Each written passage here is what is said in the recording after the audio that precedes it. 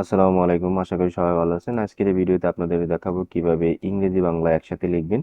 তো ইংরেজি বাংলা একসাথে লেখার জন্য আমরা আগে বা যদি করে থাকি সেটা হচ্ছে আমরা শুধু নেম দিব এবং টাইম নিউ রোমান। আপনারা অব্র ইয়া দিয়ে করেন নাকি ম্যাক্রো দিয়ে করেন আর ভিতরে ফাইল নিজে কাস্টমাইজ করে নেন, এটা একই কথা। কিন্তু এটা এই যে যে পদ্ধতি দেওয়া বা আজকের যে পদ্ধতি সেটা হচ্ছে যে আপনারা একটা ফন্ট ব্যবহার করতে পারেন, নিকোশ অথবা কালপুরুষ ফন্ট। এই ফন্ট যদি আপনারা খুঁজে না পান আমার ভিডিও ডিসক্রিপশনে পাবেন, জিপ আকারে থাকবে, সেগুলো আনজিপ করে নেবেন এবং সেগুলো সেই দুইটা ডাউনলোড করার পরে আপনাদের এরকম আনজিপ করার পরে এরকম দুইটা আসবে। এই দুইটাকে এরকম সিলেক্ট করে মাউসের রাইট বাটন ক্লিক করবেন এবং ইনস্টলে ক্লিক করলে কিন্তু এই যে আমার অলরেডি দেওয়া আছে এটা বুঝতে পারছি, আমরা ইয়েস করে দিলাম। আপনারা যদি দেওয়া না থাকে তাহলে অটোমেটিক ইনস্টল কিন্তু হবে। ইয়েস করে দিলাম। এখন এটি ইনস্টল হওয়ার পরে আপনি কিন্তু ইংরেজি বাংলা, আমার ইনস্টল শেষ, এখন ইংরেজি বাংলা কিন্তু সহজেই লিখতে পারবেন। এখন এই জায়গা যদি আমি আসি, যদি লিখি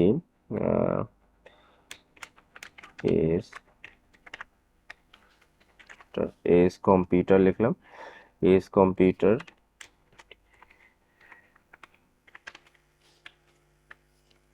ট্রেনিং সেন্টার লিখলাম। হ্যাঁ, তো এটাকে যদি আমরা একটু বড় করে নিই বা এই পেজটাকে যদি একটু ল্যান্ডিং পেজে করে নিই, এখানে ওরিয়েন্টেশনের ল্যান্ডিং পেজ। ওকে, তো এটা করে নিলাম। এটা একটু ফন্ট সাইজটা ছোট করে নিই, তাইলে আপনারা বুঝতে পারবেন।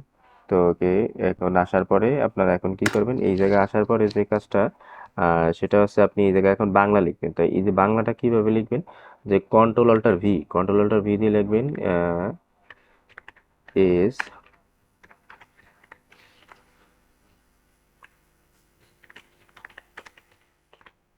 ট্রেনিং ট্রেনিং সেন্টার, ওকে, যুক্তবর্ণ ট্রেনিং সেন্টার। তো এইভাবে কিন্তু আপনারা ইংরেজি বাংলা একসাথে লিখতে পারেন। আবার যদি বাংলা ইংরেজি লিখতে চান তারপর আবার কন্ট্রোল অল্টার ভি দেবেন, ভি দেওয়ার পরে লিখতে পারবেন এরকম। আমি আমার নাম লিখে দিচ্ছি।